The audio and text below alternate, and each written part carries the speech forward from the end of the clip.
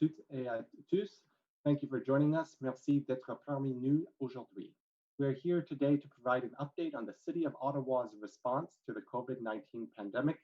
Nous sommes ici aujourd'hui pour vous fournir une mise à jour sur les mesures prises par la Ville d'Ottawa pour faire face à la pandémie de COVID-19. My name is Ian Miller and I will be your moderator. Je m'appelle Ian Miller et je serai votre modérateur pour aujourd'hui. Before we begin, a reminder to place your microphone or audio on mute until I invite you to ask a question. Avant de commencer, j'aimerais vous rappeler de désactiver votre microphone jusqu'à ce que je vous invite à poser votre question. Today we will be hearing opening remarks from Dr. Vera Etches, Chief Medical Officer of Health, médecin-chef en santé publique, followed by Dr. Doug Manuel, Senior Scientist with the Clinical Epidemiology Program at the Ottawa Hospital Research Institute, clinicienne principal pour le programme d'épidémiologie clinique à l'Institut de recherche de l'hôpital à Ottawa. And Dan Chenier, General Manager, Recreation, Cultural and Facility Services, Directeur Général des Loisirs, de la Culture et des Installations.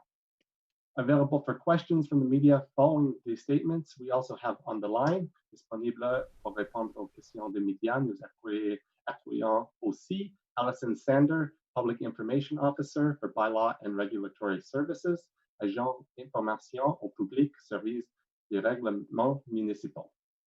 After we hear from the panelists, we will take questions from the media. So we'll begin now with remarks from Dr. Vera Etches. So at the end of this first week of reopening, as the warmer weather appears to be here to stay, many people would perhaps be feeling like we've entered a new phase of the pandemic, and they would be correct. And now is not the time to ease up on our efforts that have been keeping this virus pinned down. So we're still learning how we can live with COVID-19 in our community while we start to enjoy some of the activities that we have been missing. I can't say enough that we must continue to keep physical distancing and wear a cloth mask in situations where we can't keep a 2-meter distance from others outside our household. These activities prevent infections. We're still in this as a community to protect ourselves and others. Je ne dirai jamais assez que l'on doit continuer à respecter la distanciation physique et porter un masque en tissu dans les situations où on ne peut pas maintenir une distance de 2 mètres par rapport aux autres personnes hors de notre foyer. Nous sommes toujours tous concernés comme communauté et nous devons nous protéger les uns les autres. So as we resume our usual activities and routines like shopping or grabbing a takeout coffee, perhaps you're seeing others we have not seen in a long time at that 2-meter distance. You may experience a variety of emotions. And I, for one, did get a little emotional yesterday when I saw the person who I usually see at the coffee shop down the street when it reopened after 2 months. So this is normal during times of stress and uncertainty and when we see signs that people are overcoming adversity. So thank you so much for your efforts in the first phase of the pandemic response and for your resiliency to continue this hard work and continue sharing ideas about how we can live with COVID-19. I want to speak about testing. It's a hot topic as usual, and our testing strategy continues to evolve. Testing to detect COVID-19 infections in our community is one of the other efforts that will help us keep this virus pinned down as we begin to reopen. And I'd like to remind everyone that testing is now available to anybody in the community, any age, mild symptoms or not, severe symptoms, a cough, a sore throat, a fever. These are signs that we would like you to present for an evaluation and COVID-19 testing. Many family physicians' offices are now open, so check with them first. But you can go to the assessment center, the care clinics. The laboratories have the capacity to offer and process this testing for everyone that needs it. J'aimerais rappeler à tous que le dépistage est maintenant ouvert à toute personne soupçonnée d'avoir la COVID-19. De nombreux bureaux de médecins de famille sont ouverts, alors veuillez vérifier auprès d'un en premier. Le centre d'évaluation, les cliniques de soins et les laboratoires ont la capacité d'offrir ces dépistages à toute personne qui en a besoin. So by getting tested, you are helping us find every case we can to stop transmission of COVID-19. This information helps us detect cases more quickly, understand where transmission is occurring in the community, and investigate potential sources or identify outbreaks earlier. The testing strategy continues to evolve based on the needs of our community, our testing capacity, and provincial guidance. So currently discussions are underway about in what situation it makes sense to test people who are asymptomatic. We currently test people who are asymptomatic in situations of outbreaks in congregate care settings. And Ottawa's testing capacity has grown significantly since the declaration of the virus in Canada, but we still do not have the capacity to test everybody in Ottawa. So we're working closely with our healthcare, our provincial, and our federal partners to best use the testing capacity that we have. We encourage employers and organizations to consider using a screening questionnaire. It's available on our website that your staff and volunteers can use on a daily basis to self-assess for COVID-19 symptoms before starting their workday. Any employees with even mild symptoms should not work when they're ill, and they're strongly encouraged to present for testing. Nous encourageons les employeurs et les organismes à envisager d'utiliser le questionnaire de dépistage disponible sur notre site web que le personnel et leurs bénévoles peuvent utiliser pour s'auto-évaluer et détecter tous symptômes de la COVID-19 avant de commencer leur journée de travail. Et s'il y a des symptômes, d'aller faire une évaluation et peut-être un dépistage. So I know testing gets a lot of attention, but prevention is essential, and it has always been a key focus of our work in public health. We would much rather prevent cases of COVID-19 in our community than chase down the virus once it starts spreading. We know that prevention saves the healthcare system money, but it also saves lives. Not getting sick in the first place is better for everyone, particularly when there is no effective cure for the infection. La prévention est essentielle et a toujours été une priorité pour le travail en santé publique. Nous aimerions mieux prévenir les cas de la COVID-19 dans notre communauté plutôt que de traquer le virus une fois qu'il commence à se propager. Nous savons que la prévention permet au réseau de la santé d'économiser les dollars, mais elle sauve aussi des vies. So early public health advice to practice physical distancing has prevented transmission of the virus in our community. And again, I thank you as you continue to practice these preventive measures, like washing your hands frequently, not touching your face, and wearing a cloth mask when you're in close contact with others outside your household. Testing is not enough. These measures are important to continue to limit transmission in the community. Connecting with people with confirmed COVID-19 and their contacts to support them to do their part to manage their illness and decrease further transmission is another essential public health measure in place to help keep the virus pinned down as we reopen Ottawa. When Ottawa Public Health is notified of a confirmed case of COVID-19, we call the individual within 24 hours and we begin the process of contact tracing. Through our case and contact management work, Ottawa Public Health is seeing that the number of close contacts per case is now often less than 5, and contacts are usually household contacts. Before physical distancing and self-isolation measures were introduced, Ottawa Public Health was notifying approximately 15 to 20 close contacts per case. So we'll continue to monitor this impact of reopening and how this influences the number of close contacts per case. And as Dr. Doug Manuel will discuss, modeling shows that in Ottawa, if contacts rise by even 20%, we can anticipate to see hospitalizations increase. Nous continuons de surveiller l'impact du déconfinement et l'influence qu'il exerce sur le nombre de contacts étroits par cas. Comme le Dr. Manuel en discutera, la modélisation indique qu'à Ottawa, si les contacts augmentent de seulement 20%, on peut s'attendre à une augmentation des hospitalisations. So I encourage everyone to get outside, enjoy this beautiful weather, please keep doing what you're doing to limit your total contacts.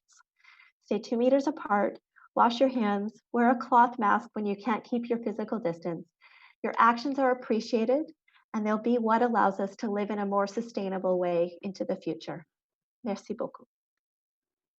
Thank you, Dr. We'll now hear from Dr. Doug Manuel. Mute. There we go. Hi, I'm Doug Manuel. I'm a senior scientist at the Ottawa Hospital and leading some of the projections in collaboration with Ottawa Public Health and the Ottawa Hospital. I'd like to cover 3 topics related to the projections. First, some good news about progress for flattening, some cautionary notes, as Vera mentioned, about moving forward and what the projections tell us about moving forward. And I'm happy to answer questions about second wave. It's a term that I don't use myself, but I know it's on the mind of many folks this week and these weeks. And I'd like to spend just a little bit of time talking about a little bit about the math, or how we make the projections and how we've been designing these projections for the past, I think, 6 weeks or so for this second wave, this potential for the second wave, and our take on the projections here, how we've designed the projections in Ottawa. So first, I think there's good news. There's right now, as far as I know, it's 2 people in Ottawa Hospital's intensive care unit. This is down from 23 about 5 weeks ago. So so we've seen a decrease, slight decrease in hospitalizations, downward trend, and we're projecting that to continue. But we've seen a real steady decrease in ICU admissions, and projecting forward down for that, and as well deaths. You know, we've had a lot of deaths, mostly related to long-term care, and now we're seeing these deaths decrease. So I think that's really good news, and I think it's really a testament to everyone. This was everyone in Ottawa who have now flattened the curve. So that's the first part. From these we are projecting, if things maintain the way they are today, we would project a gradual reduction in hospitalizations and a more pronounced reduction in severe cases. So pat in the back, well done. Now the cautionary note. It's very, very tenuous, I sort of say that we've earned ourselves maybe about 10% credit from the physical distancing that we've done. So it's not very much. And as we reopen, we're going to see pressure on that on that credit. We're going to be potentially spending that credit as we're out and about more often. And I think we just have to be so smart with how we use that credit. If we don't, we see all the models, not only ours, all the models see a very pronounced increase in hospitalizations and cases. And it's this difference between a slight decrease and a slight increase. But because the growth potential of COVID is so dramatic, with so many people still susceptible and COVID ability to spread quickly, we are really at this risk of this second wave. Now, I want to stress, the second wave doesn't need to happen. And it's, again, we were able to flatten the first wave. And for that reason, I'm very optimistic that we're never going to see a second wave. But it's really up to us.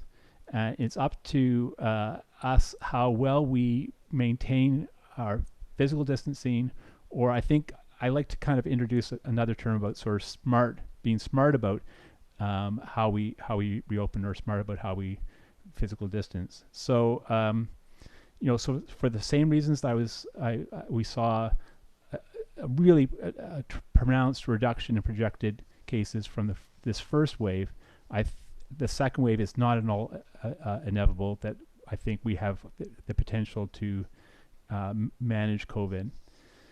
But that said, I think just the restating, we have still a lot of susceptible people and a lot of potential for growth. And any reduction in physical distancing is going to have, or has the potential for increased cases. So for the third part, what does this mean for the science of the projections and the spread? So one thing that concerns a lot of folks, and that how we've designed the projections, is to see how many cases of vulnerable people happen as we recirculate, as we start to slowly reopen. So what I mean by that is that so far we've done really well. We've had a faster reduction in ICU cases than cases in the community. So that's, to me, says that we have this potential that we've had the people that have the most potential harm are being protected fairly well. And when we look at how we know that in the model, the main part of the model that we calculate is how often someone who's infected with COVID comes in contact with another person. And the connection is this transmissibility, how transmissible COVID is. And we think of transmissibility not only in the entire population, but those who are most vulnerable to adverse events. And that's what we focus on in the Ottawa Hospital, where we've projected on hospitalizations and we project hospitalizations. So, I think that what this means for the sort of smart distancing, there's two parts. You have someone who's infected and someone who could end up in hospital. And it's important to remember that when you're infected, you may not know it. 40% of transmission is happening before you have symptoms. So you can't assume, number one, that you might not be infected. And the second part, you can't assume who you're in contact with isn't a vulnerable person. We know that older people and people with chronic conditions have higher risk, but there's many people that may have beyond immunosuppressant drugs or other things that make them vulnerable. And so when we're going out and being active, you're keeping your distance. And when you can't, you gotta remember that you might still be infected. So this is why the Ottawa Public Health is recommending masks, hand washing, and everything that we know. As well, you can't assume that the person that you're talking with isn't at high risk of having an adverse event if they do become ill. So I think that's a bit of the science behind the projections that we've been doing, and I'll stop there.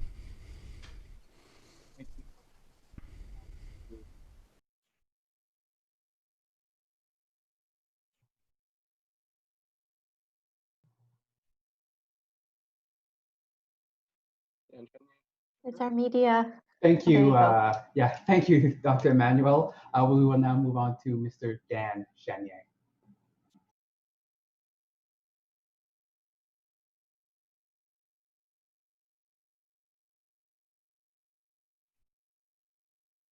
Sorry, unmuting myself. Good afternoon, everyone. Bon après-midi, tout le monde. As both doctors have mentioned, we're on the Friday before a weekend where weather promises to be very nice. Since Tuesday's relaxing of restrictions on parks, a lot of people have told us that they're interested in getting out into the parks and making greater use of the amenities that are there with the restrictions. But at the same time, we've also received quite a few questions about what is open and what is not. And so this is the opportunity really to talk to you a little bit about the province has relaxed restrictions on many of the park amenities, especially around sports fields and around courts and benches.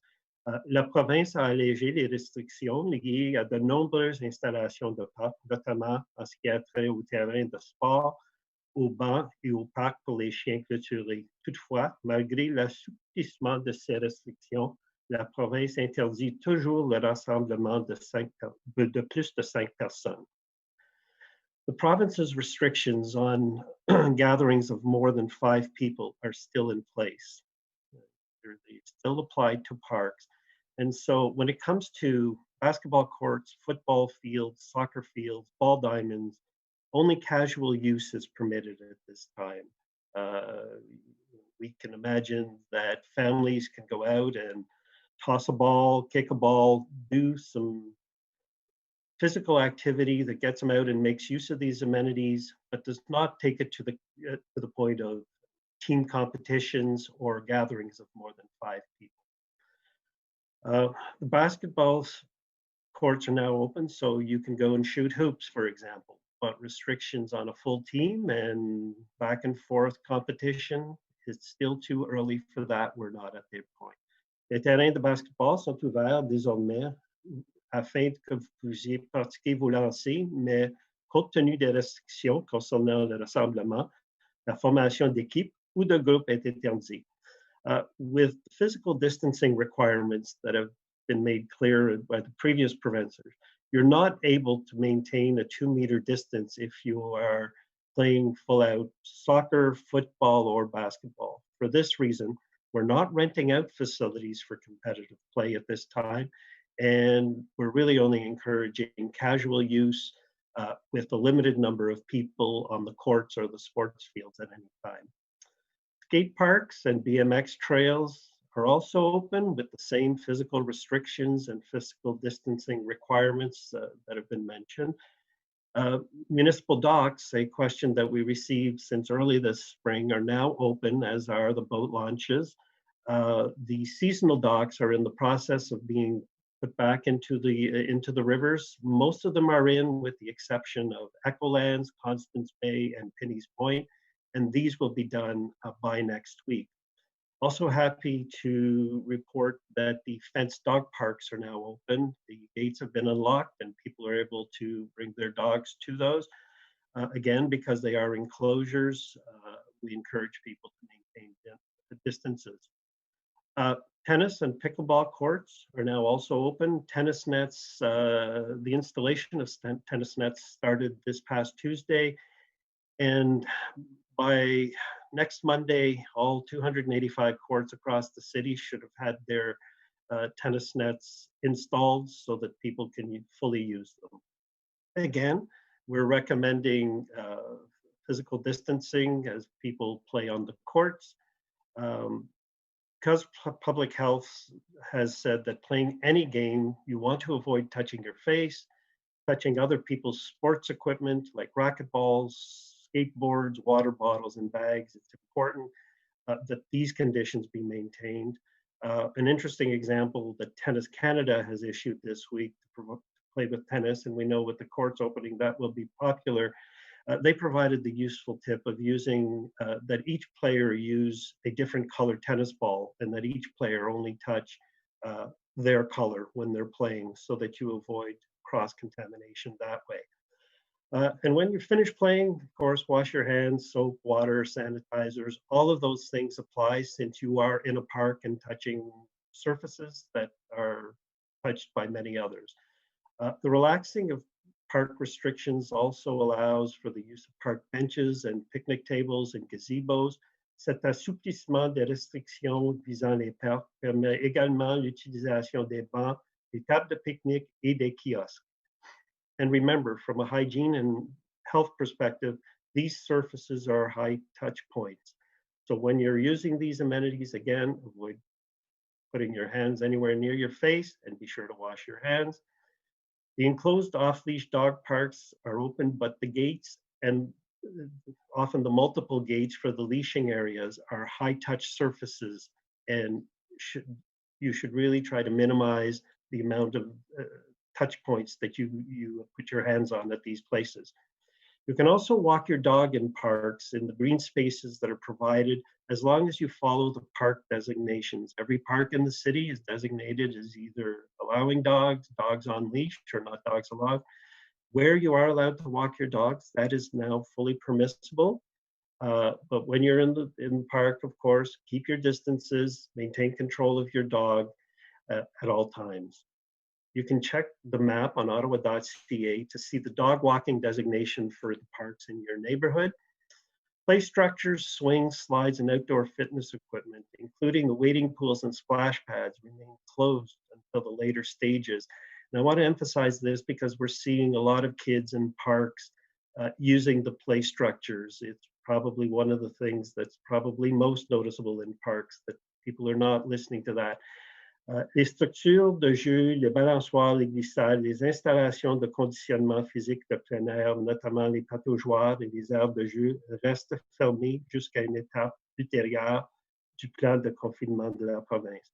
Nous espérons que l'allègement des restrictions vous permettra d'évader, de vous détendre avec cette semaine passée à la maison.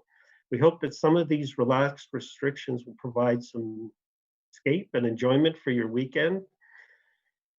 It's also noted that our bylaw officers are conducting regular, on average, more than 200 proactive patrols of parks across the city. Yesterday, May 21st, a total of 33 verbal warnings were issued to park users, including 9 in Christina Kiss Park and 5 in Walter Baker Park. Total number of COVID-related requests for service to bylaw from the beginning of April until now stand at 5,700, and total number of provincial offense charges at 124. As well, our 6 park ambassador teams continue to visit parks every day, averaging about 35 parks per day. The ambassadors are providing friendly reminders on physical distancing, on the use and of course on the restrictions that remain with respect to play structures, slide swings, and other things. The ambassadors have been well received by residents and have been able to provide some friendly discussion and hand out some information on both COVID-19, but also on other health services that are available in the city. While we have a promising trend in local cases for COVID-19, the community spread remains high across the city, and so does the risk. When you're in the park this weekend, please follow gathering restrictions and practice physical distancing. Strongly encourage you to only participate in activities with members of your household to help stop the spread. Have fun, but let's do our part to keep down the spread and avoid a second wave. Amusons-nous, mais n'oublions pas que de faire notre part pour freiner la propagation, éviter une deuxième vague. Thank you. Merci beaucoup. Thank you, Dan. I will now invite questions from each media agency by alphabetical order. You may ask one question with one follow-up. Nous allons maintenant répondre aux questions de chaque organisme par ordre alphabétique. Vous pouvez poser une question et une question de suivi. Again, I remind you to remain on mute until I invite you to ask your question. We'll start with Chris Curries from 1310 News.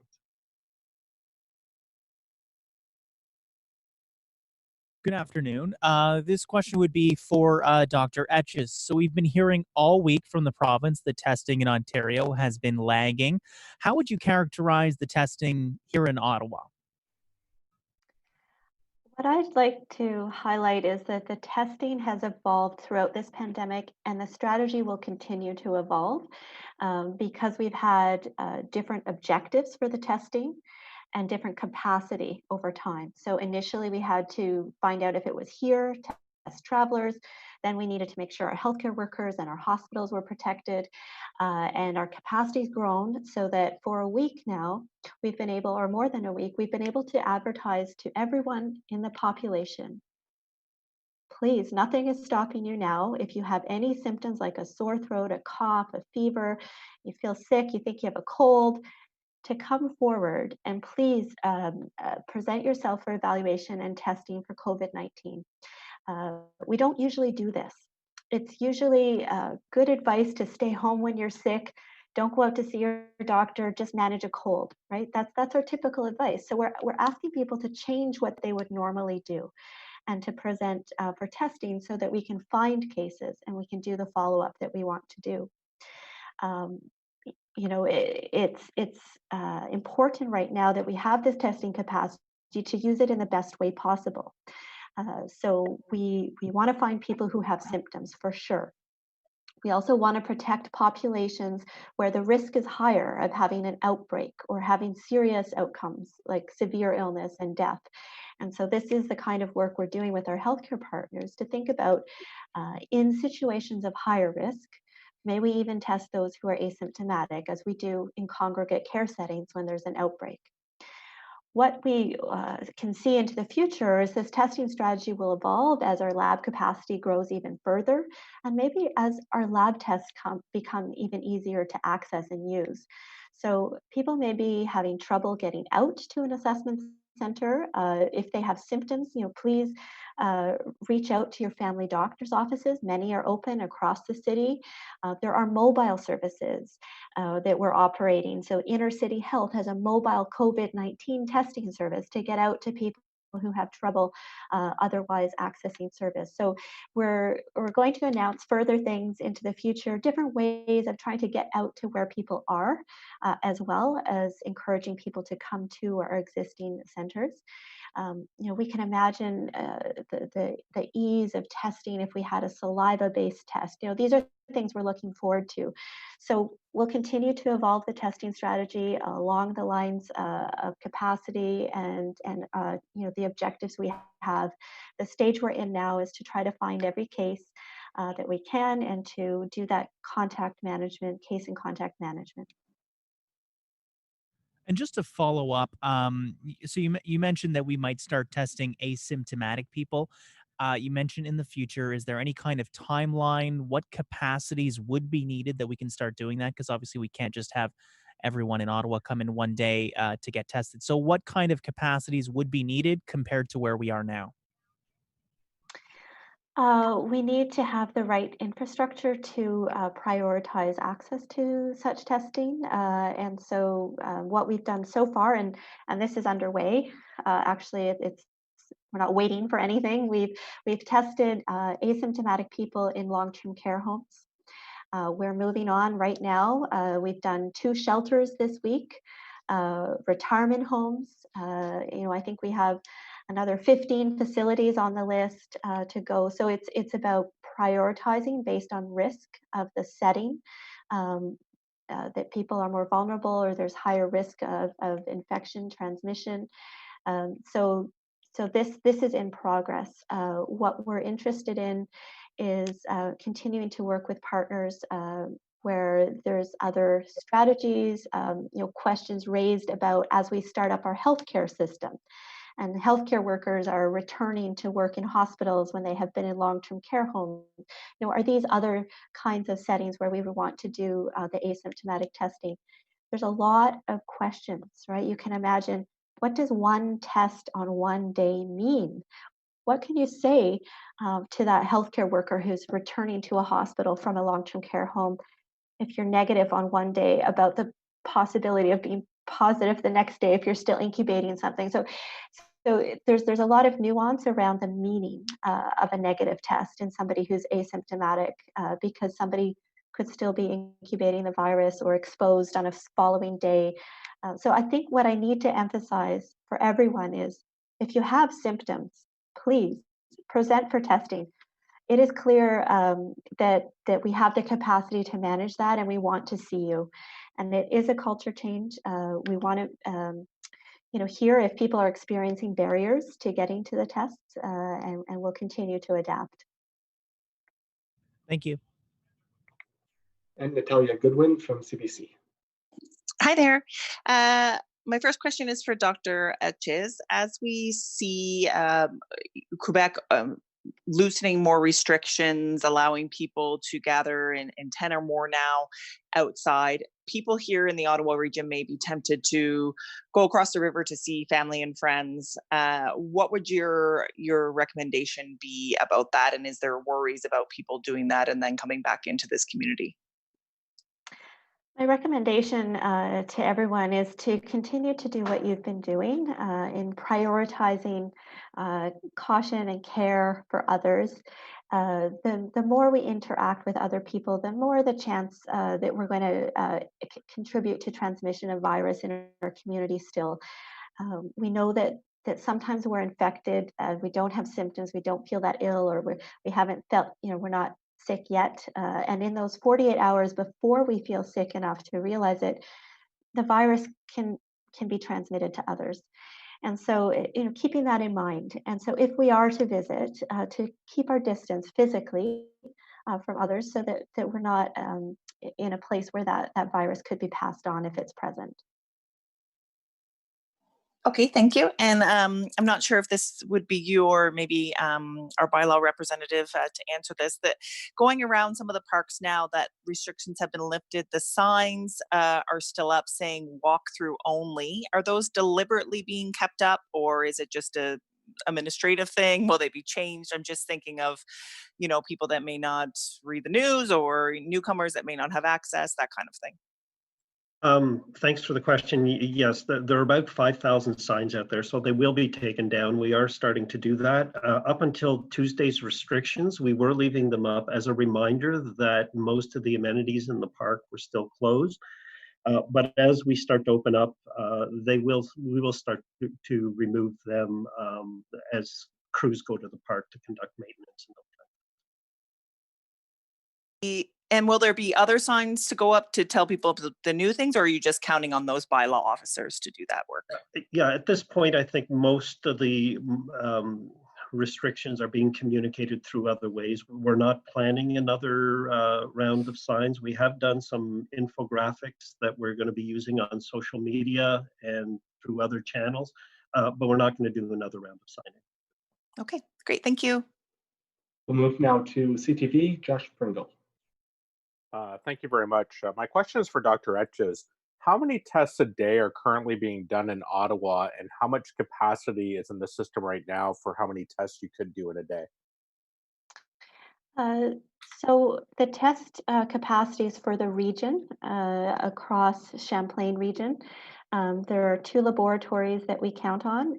One is the Eastern Ontario Regional Laboratory Association, ERLA, and the other is the Public Health Ontario Laboratory, the office or the lab that's here in Ottawa. And so between the 2 of them, they have a capacity to do about 1,900 tests per day. Our testing volume has exceeded that number over the last week at different times, and then at some points it's below. The weekends tend to be a slower point. But on the whole, we think that some of that volume where it exceeded the testing capacity per day was due to long-term care home surveillance. And now that we've concluded that, there's room to continue to take more people. We're encouraging people to present if they have any symptoms, mild symptoms, cough, sore throat, fever. This service is available.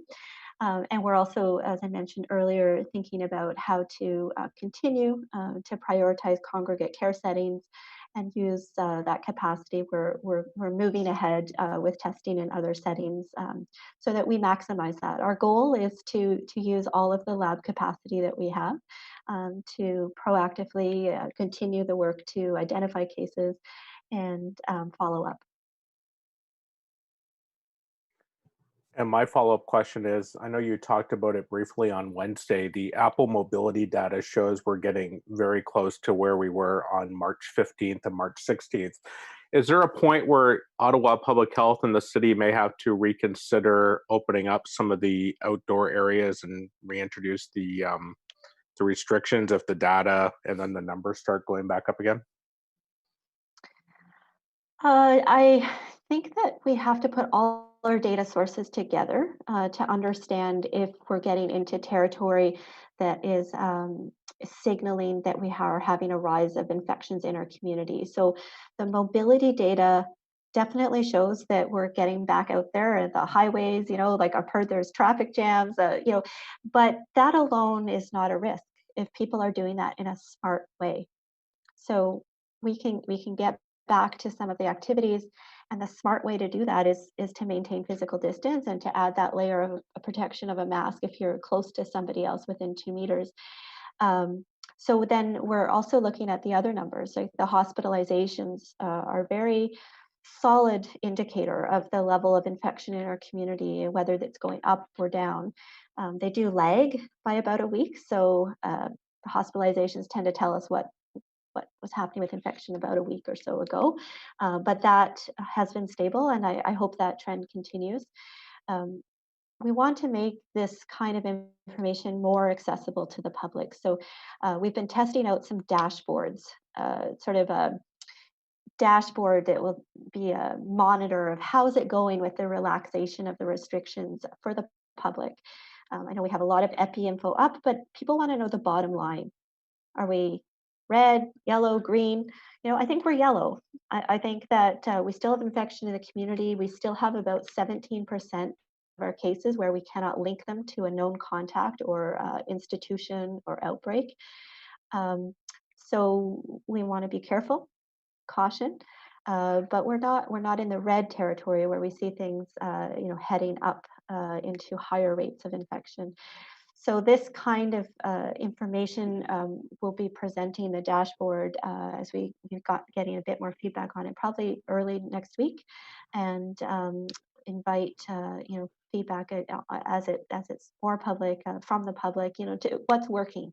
Are people getting the information they need to understand the impact of their actions? And it does matter. Each of us, what we do will determine that trajectory. I'll go now to Craig Lord at Global News. Hi, I believe this would be a question for Dan Chenier. I know you mentioned, that there's no formal booking for organized sports on any of the amenities that have been opened up. But if we're in situations this weekend where, maybe one family is using a set of basketball nets, what's the protocol for, I guess, waiting your turn? I'm worried that wondering if there might be lineups forming and people kind of gathering to use this equipment. Is that something park ambassadors will help to decide, or is there any kind of system for who gets to use what equipment during the weekend and when everybody's trying to use it all at once? Many of the tennis courts already have a protocol either posted on the fencing around them, or somewhere nearby, or in a lot of cases in neighborhoods, there is you line up your racket on the bench, or there are different ways of doing it. But there is certainly a role to play for the ambassadors. They will be in the parks, and where they can assist, they will, bearing in mind that there are only 6 teams and they're not in the parks for more than a few hours at each site. By and large, people hopefully will have, as they usually do, the ability to work out a system to take turns. But where the ambassadors can help, they will. Great. And the other question I had was about people bringing their own, not necessarily equipment, but I'm thinking like lawn chairs, park blankets, that kind of stuff. Is that okay? Are there any precautions around what you should or shouldn't bring if you're physically distancing in a park this weekend? People can certainly bring things like lawn chairs and blankets and their own sports equipment, balls and those types of things. That has always been permissible, and because it's theirs, hopefully they will be just using it amongst themselves and not sharing it, but there's no issue with bringing that type of it. Okay, great. Thank you very much. Et maintenant, Julienne Paquette, Le Doigt. Oui, bonjour Monsieur Chénier. Je serais curieux, en fait, est-ce que c'est possible de nous dresser un peu un genre de liste des limites à l'utilisation des installations sportives? Par exemple, pour une partie de tennis, qu'est-ce qui est possible et qu'est-ce qui est encore interdit?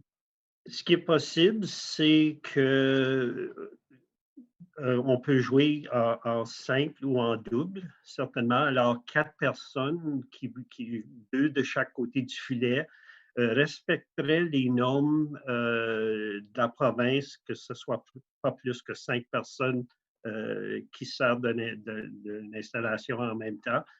La même chose pour le basketball ou pour les terrains de soccer, ainsi de suite. On encourage les gens de participer en petits groupes, mais de ne pas, puis de maintenir leur distance. Alors, vraiment, le chiffre magique, c'est 5. Dans plusieurs sports, c'est plutôt 4 parce que c'est 2 contre 2.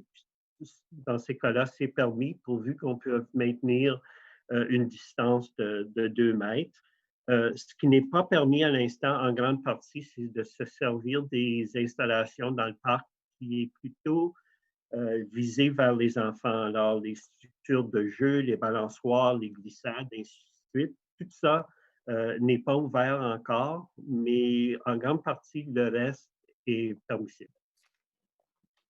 Et est-ce qu'il faut absolument que ce soit toutes je perds un peu le fil dans les nouvelles règles, là. Est-ce que il faut que ce soit absolument des gens d'une même maison ou ça peut être deux amis qui se Je rejoignent pense que pour... Santé publique dirait que ça serait préférable.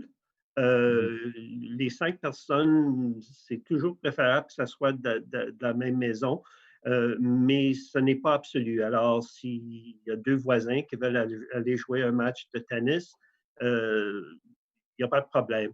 En grande partie, je pense que quand on regarde qui est dans le parc et à qui on veut faire une intervention pour discuter des normes, c'est vraiment s'il y a un regroupement de plus de 5 personnes. OK. Elizabeth Merci Payne, beaucoup. Elizabeth Payne, Ottawa citizen.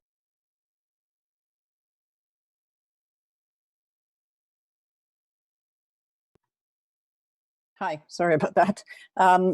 Yes, thank you. I have a question for Dr. Etches. I've been talking with families who really want to get back in to see their loved ones who they've been caring for in long-term care. And the emergency legislation from the province even allows it actually for family caregivers to be seen as essential visitors, but that's really not happening or very seldom is happening. I'm wondering if you have a comment on this and how you see this should work. Yes. So this is again something we're working with our healthcare partners to address. The priority for organizations has been to protect the lives, the health and safety of residents. We know that over 90% of the deaths that have occurred due to COVID-19 are in people who are over 70 and the majority in long-term care homes. But the risks need to be balanced.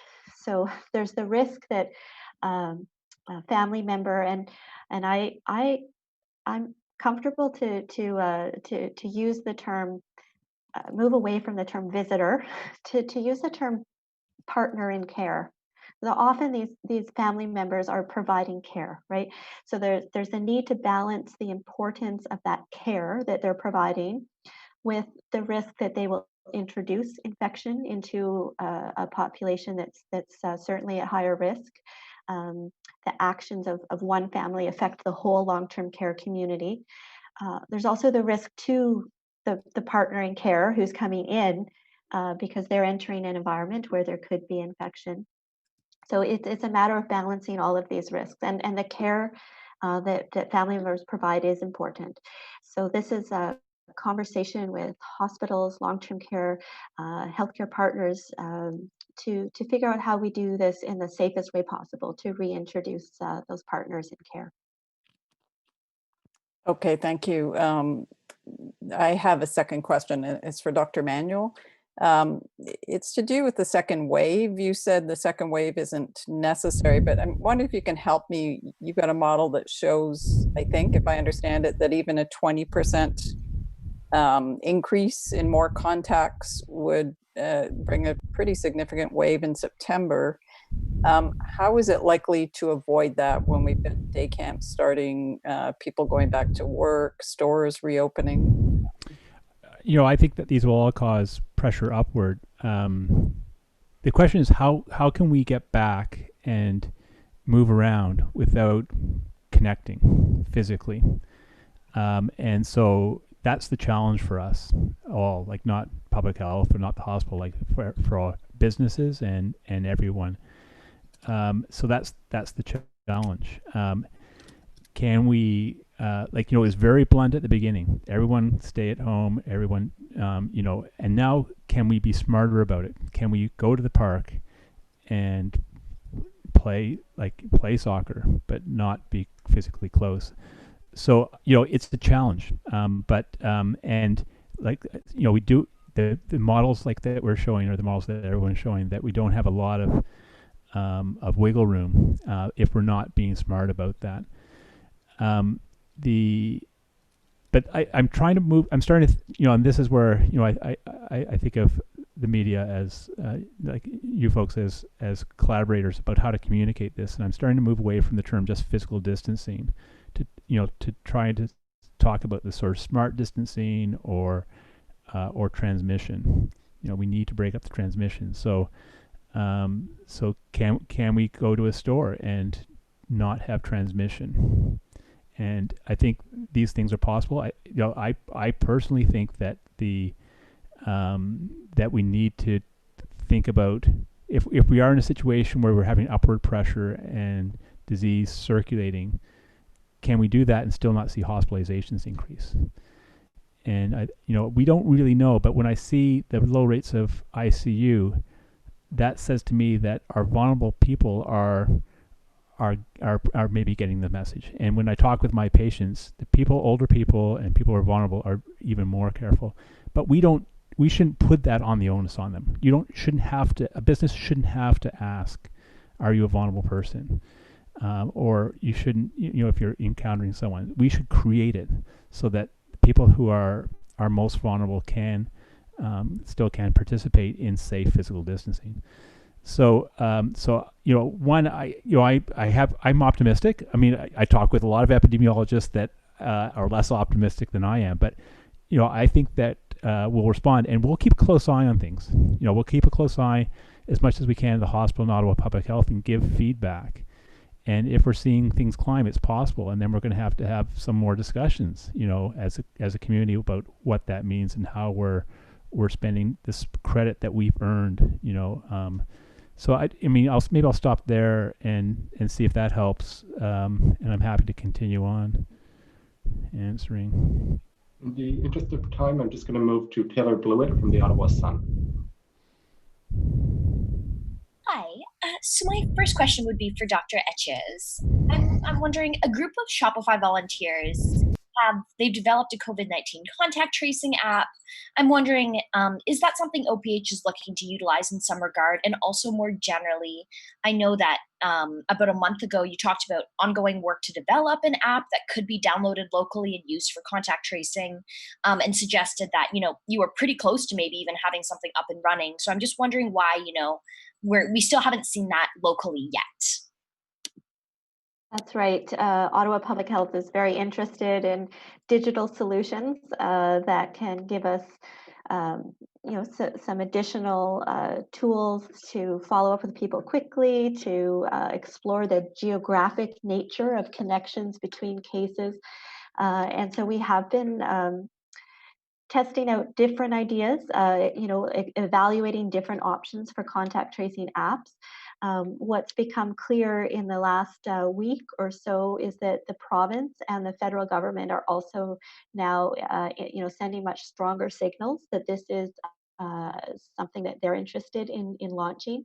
And so it makes a lot of sense to use the same tool, the same platform across a country, across a province, because we're so interconnected. The travel between jurisdictions, you want to be able to track and make connections with contacts, that may be beyond Ottawa, obviously. And so our work right now is on pause while we're waiting to see what the province and the federal government advance. Thanks so much. And a second question on a different topic. I know this was kind of asked earlier, but I just want to return to the idea that we are seeing economic reopening, easing of restrictions happening differently in Ontario and Quebec. As of today, the Quebec government is allowing outdoor gatherings of up to 10 people from as many as 3 different households. Obviously, that is not something that's currently permitted in Ontario. June 1st, they're going to have some personal services open up, hair, nail salons. What would your, message be to Ottawa residents who are weighing the idea of crossing over to Gatineau to take advantage of more services or freedoms that are allowed there? If you could provide I know you got at this earlier saying, continue what you've been doing, prioritize caution and care for others, try to stay physically distant, but is there kind of even more specific instructions you could give on this topic? So the province of Ontario is looking at what's happening in Ontario, and they have decided we need to go slowly and carefully, given that we still have virus in our communities, and we want time to evaluate each step of relaxing of the restrictions. And we're taking our lead from the province about what specific services may be available or not. Um, it is a unique situation in Ottawa. Of course, we're very connected with our Gatineau neighbors. We're part of the National Capital Region, and the principle is the same. That the more we come into close contact with others, the greater the risk of transmission. We seem to have had higher rates of infection on our side of the river, and so that may have been a bit behind the rationale for the bridges to be closed. And I think we need to be cautious. It's practical advice, I guess. Everyone has responsibility, of course, if we are not feeling well, if we have any symptoms, to stay home. We should not be traveling if we're sick. And then the new message we're emphasizing more and more is it's now your responsibility, if you have symptoms, to also present for testing so that we can make sure we can rule out COVID-19. And so, this sense that we need to do our part and think about whether an activity is essential, I think it is the advice right now. Thanks so much. Dr. Watt from Radio-Canada.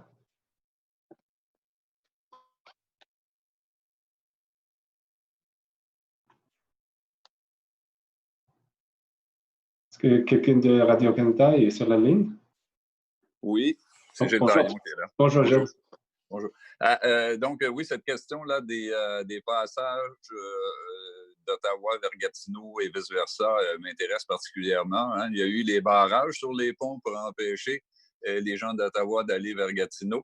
Dans le même ordre d'idée, les Ottaviens qui vont à Gatineau où les rassemblements permis sont plus grands et qui reviennent ensuite, est-ce qu'ils représentent un risque pour Ottawa?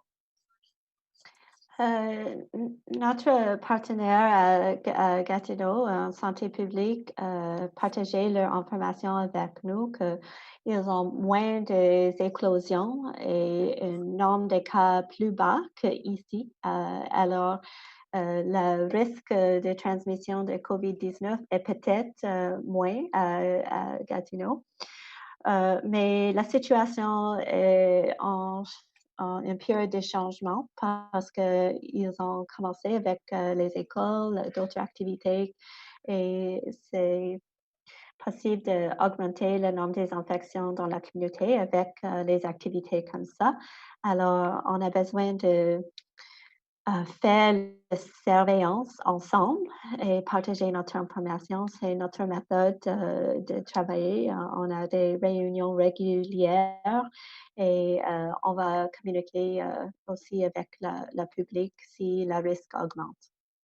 Alors, M. Chénier a parlé tantôt là, du type d'utilisation des parcs. Là. Je voudrais savoir comment les autorités gèrent les rassemblements extérieurs. Et j'aimerais aussi savoir pourquoi Santé publique Ottawa ne fait pas la même chose que le Bureau de santé de l'Est de l'Ontario par rapport aux cas de COVID-19 qui sont rapportés dans les épiceries des autres commerces, c'est-à-dire de publier des communiqués avec les détails sur les cas. Où ces transpos le fait, pourquoi pas Santé publique Ottawa? OK, d'accord. J'ai compris la deuxième partie de votre question. Je peux répondre. Et je pense que la première partie, c'est concernant les parcs. Je ne sais pas si c'est une question pour M. Chanier. Oui. OK. Mais Santé publique Ottawa partage beaucoup d'informations concernant les éclosions sur notre site web. Mais on partage l'information concernant une spécifique entreprise s'il y a une raison de partager cette information. Parce que souvent dans une entreprise, on a la capacité de faire le suivi avec tous les employés, tous les clients qui étaient à risque. Alors, on va partager l'information s'il y a une entreprise ou un grand nombre de la public à risque, on peut annoncer ça. Mais dans notre expérience, 7 points, avec les éclosions d'un édifice, par exemple, c'était possible de faire le suivi avec les contacts sans un avis pour la public. D'accord. Et M. Chénier, s'il vous plaît, sur comment vous faites pour gérer les rassemblements extérieurs? Vous avez dit oui, c'est interdit pour certaines choses, c'est permis pour autre chose, mais comment vous faites là pour gérer tout ça? Alors, il y a deux approches à cette problématique-là. Premièrement, le service des règlements font des patrouilles régulières. Je pense que j'ai mentionné au début qu'il y a à peu près 200 visites par jour dans les parcs d'une façon proactive pour regarder qu'est-ce qui se passe, puis de rappeler aux gens que plus que 5 ou bien de se servir de certains des équipements n'est pas permis à l'instant. On a aussi nos 6 équipes d'ambassadeurs qui sont du personnel des loisirs, des groupes de 2 qui se promènent dans les parcs, entre 35 et 40 parcs par jour qu'on visite.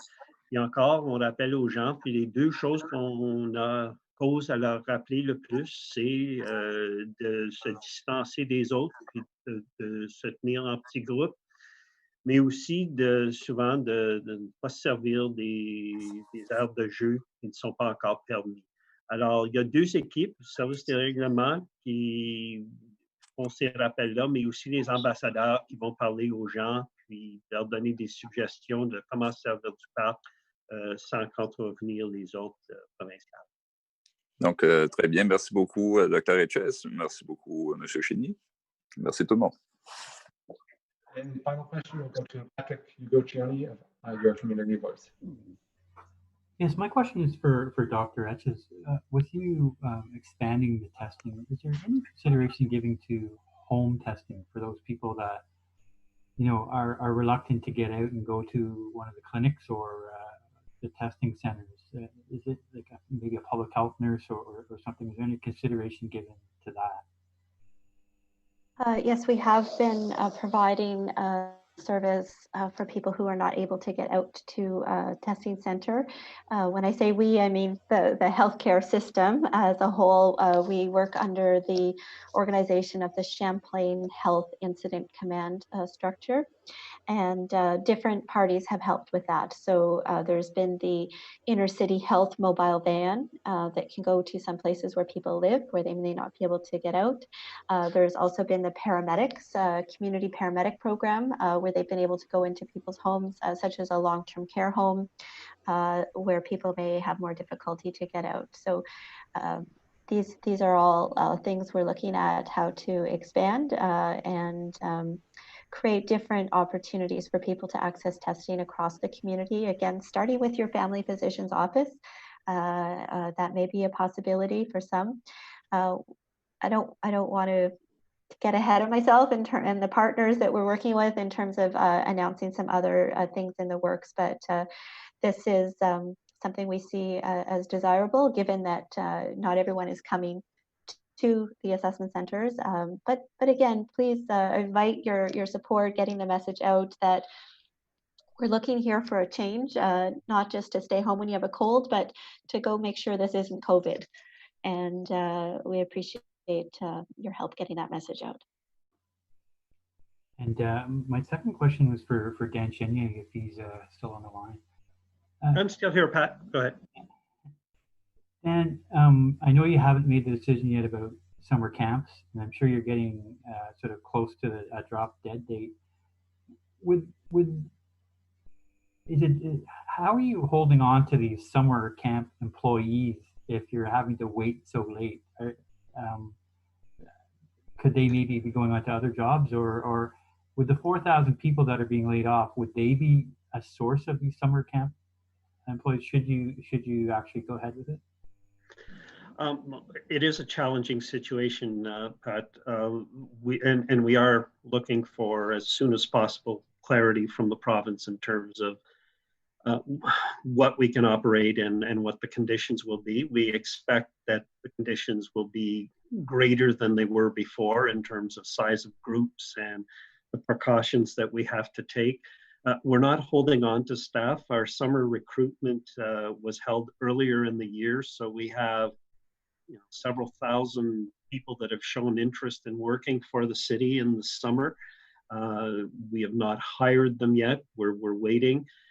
We're also mindful, though, that not all of our services will be back up and running this summer, and that we will have, much like we did with the park ambassadors, some capacity, if we need to redirect some of our full-time resources to help coordinate and run those summer camps. So we are still hopeful. We have plans in place to move quickly if that happens. Some of the 4,000 people that were put on emergency declared leave back in March are still our employees, are ready to come back, and a lot of them worked in programs like our after-school child supervision program, and so they're already trained, they're all ready to go, and often, even in past years, they become our summer camp employees. So we're still in good shape, I believe, to deliver a good product and to be able to comply with provincial directives, whatever they might be. But sooner rather than later would be great to get some clear definition on those things. Thank you. That's it for today. Thank you very much. Merci beaucoup et bonne fin de semaine.